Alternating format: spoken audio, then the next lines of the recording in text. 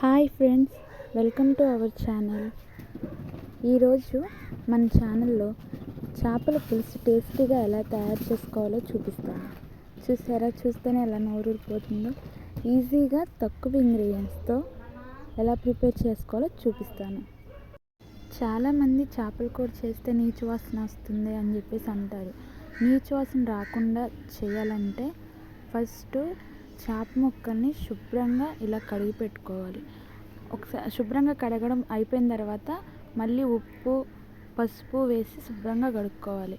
అంతేకాకుండా ఈ ముక్కల మధ్యలో బ్లాక్గా ఉంటుంది, అది కూడా తీసేసుకొని శుభ్రంగా కడుక్కోవాలి. కడుక్కున్న తర్వాత ఇప్పుడు దీనిలో 1 స్పూన్ పసుపు, ఉప్పు మీ టేస్ట్కి సరిపడా వేసుకోండి. కారం కూడా ఉప్పు కారం ఇంత వేయండి అని చెప్పట్లేదు, మీ టేస్ట్కి సరిపోని వేసుకోండి. చాలకపోతే మళ్ళీ తర్వాత యాడ్ చేసుకోవచ్చు. దంచుకున్న ఉల్లిపాయ పేస్ట్, తర్వాత అల్లం వెల్లుల్లి పేస్ట్ ఫ్రెష్గా దంచి పెట్టుకున్నది వేసుకొని ఆయిల్,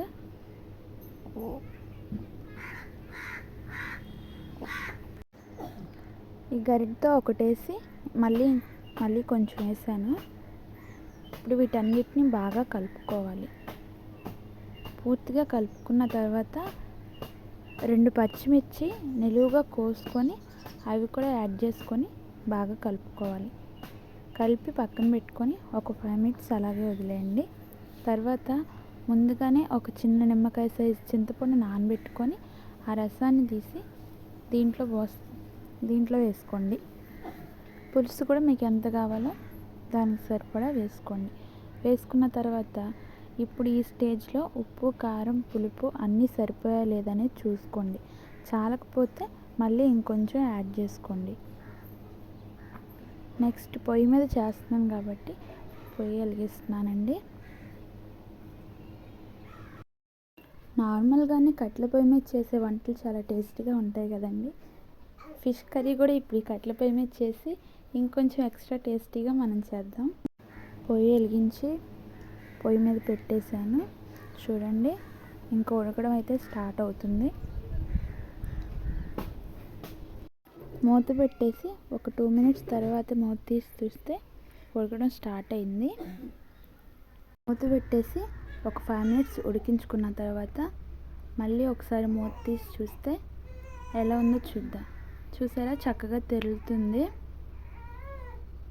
దీనికి మళ్ళీ మూత పెట్టేసి ఇంకొక 5 మినిట్స్ ఉడికించుకోండి.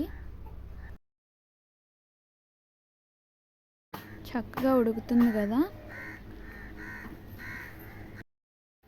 ఇప్పుడు దీనిలో ముందుగా కడిగి కోసి పెట్టుకున్న కొత్తిమీరని యాడ్ చేస్తున్నాను. కొత్తిమీర వేసుకున్న తర్వాత మళ్ళీ మూత పెట్టేసి ఇంకో 5 మినిట్స్ ఉడకనిద్దాం. ఇలా ఉడికించుకొని ఒకసారి మూత తీసి చూస్తే కొత్తిమీర మగ్గిపోతుంది. చేప ముక్కలు కూడా చక్కగా ఉడికాయి. ఇప్పుడు కూడా ఒకసారి కర్రీని టేస్ట్ చేసి చూడండి. ఉప్పు కారం పులుపు ఏవైనా మీ టేస్ట్కి తగ్గట్టు మీకు సరిపోలేదు అనిపిస్తే ఇప్పుడు కూడా యాడ్ చేసుకోండి. నాకైతే సరిపోయాయి, అందుకని నేనైతే కర్రీని దించేస్తున్నాను. చూడండి ఎంత చిక్కగా పులుసు ఎంత చిక్కగా ఉందో. కొంచెం కూడా నీచు వాసన అనేదే లేదు. కర్రీ చాలా టేస్టీగా ఉంది. ఎక్కువ ఇంగ్రీడియంట్స్ కూడా వాడకుండా చేపల కూరని ఇలా సింపుల్గా తయారు చేసుకోవచ్చు. మీరు ఒకసారి ట్రై చేయండి. వీడియో నచ్చితే మా ఛానల్ సబ్స్క్రైబ్ చేయండి.